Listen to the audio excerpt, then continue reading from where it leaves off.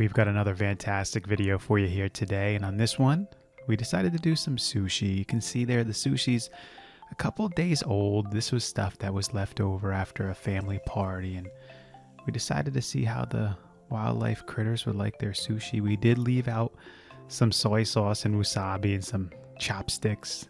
Maybe they'd decide to use the chopsticks. We thought they'd stay away from the soy sauce and wasabi, but we'd figured we'd make it as authentic as possible. This little squirrely friend just ran right by, didn't stop at all. And then we had this guy show up. Do you know who he is?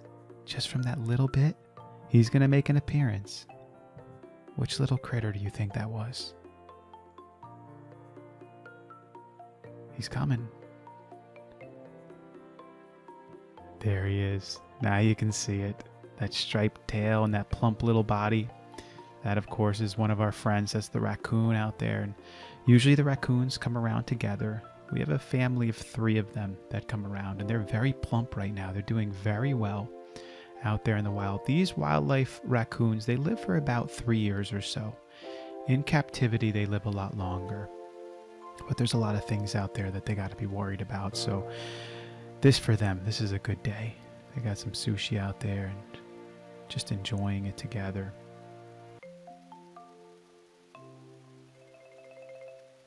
Now, the English word for raccoon actually comes from the Powhatan word, which means animal that scratches with its hands. And the Aztecs also went a similar direction with their name. They decided to name the raccoon Mapetchitli, or one who takes everything with their hands. And so we call the raccoon today. And you can see there he's holding that sushi with his hand and he's just enjoying it. The fish that's in there, I think there was a salmon in there, and there may have been eel in one of them. He decides to scoot off real quick here all of a sudden, and I think this is why we had a little red fox in the area, and this was captured one after the next. On this trail cam, there's about a 1-second delay between the night vision takes, and when that raccoon headed off, it wasn't too far after that this fox came in. But you could tell he's not that interested in the sushi. He just come on by, he smelled something, and decided not to take a look. It was very misty that night, so the mist might have been holding down some of the scent there, and maybe he didn't quite pick up on it. Now, the next day, we had our little squirrely friends running around, and you can see him way back there. You see him in the background there? Right at the bottom of our hill. All the way in the back. He's just having a great old time. I thought this was so much fun, just having the little squirrely friend all the way back there. And this trail cam picks up so much. It'll pick up little critters way in the back when it sees the movement. A lot of times we don't show you those clips because there's just not as much detail, but it gets them way in the back. And then the next night we kept our trail cam out for two days and 2 nights on this one. And the next night we had our opossum friend show up that our family has named Gus Gus. My kids actually named him up Gus Gus. And we love this little opossum friend. These opossums are great little creatures to have around your house. They're very clean. They actually have almost no smell to them if you were able to get that close, which I don't suggest you do. And they clean themselves very well. They clean themselves. Matter of fact, they almost have no ticks on them because they'll eat the ticks right off their body. And then they eat thousands of ticks during a season. So they're great little creatures to have around. And he smelled this sushi and he grabbed a little piece and decided to go eat it. And then came back and he's starting to smell around. And that soy sauce, probably not for him.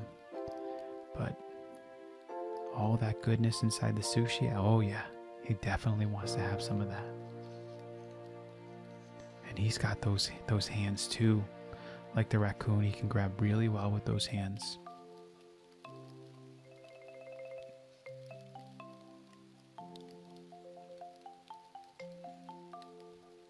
Now these little guys, they don't actually have sweat glands, so in order to cool themselves off, they'll groom themselves constantly, which is one of the reasons that they don't have much of a smell to them.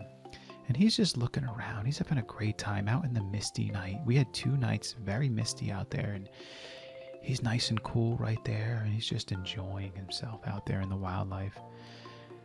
Just having a good old time.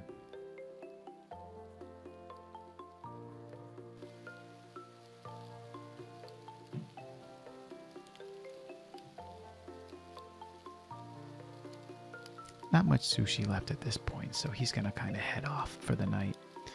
And the next day we had little squirrely friend just run off to the side there, and another squirrely friend follow after. And they love that tree in the back. Again, you'll see them on our videos climbing up that tree and just chewing on the bark there. Look at this cute little guy. He's just having a great old time out there. I think sometimes we can learn so much from God's little creatures here.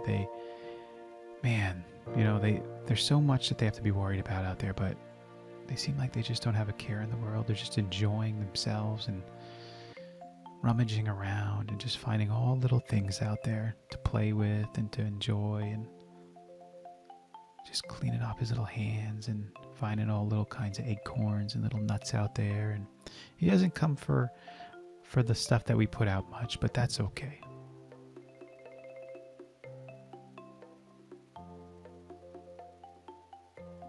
And then we had these bigger critters come on by, these white-tailed deer, and he's probably smelling something. He knows there's something over there. And you can see he turns very quickly towards the food. He can smell it. But a deer would almost certainly never be interested in anything that has to do with sushi, the fish or the rice or anything like that. Maybe if we had some fruits out there or something, or some corn or something like that, they might be interested. But again, we don't try to put out too much food. We really try to limit it. We don't want to overfeed them or change their habits or anything like that, or bring them towards humans. This is way out there. One day, maybe I'll do a video where I bring you through all these trails and show you how this is back there in the woods area. But these guys, they're not interested. They're just having a fun time out in the woods, just walking around. Look at them looking at each other like, what should we do? What do we do here with this sushi smell? And one guy's like, I think we should probably just head off, huh? I mean, we don't want any of that sushi stuff.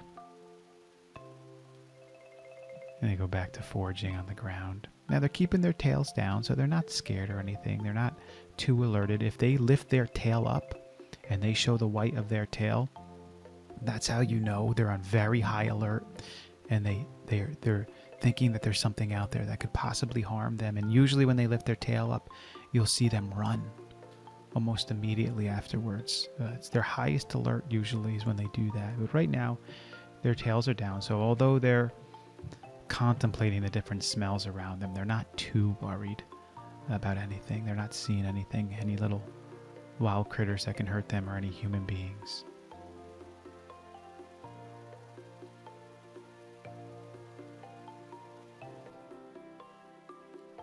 Look at this.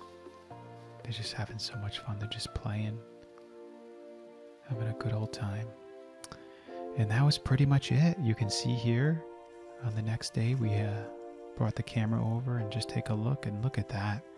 Everything's eaten. The rice is off there to the side, and of course they didn't touch the wasabi or soy sauce. And we got a little slug friend there too. He's a little critter friend. We love these guys too. He's probably eating a little bit there. I hope you guys enjoyed this one. Again, if you enjoy these videos, consider subscribing to the channel and giving us a like. Until next time.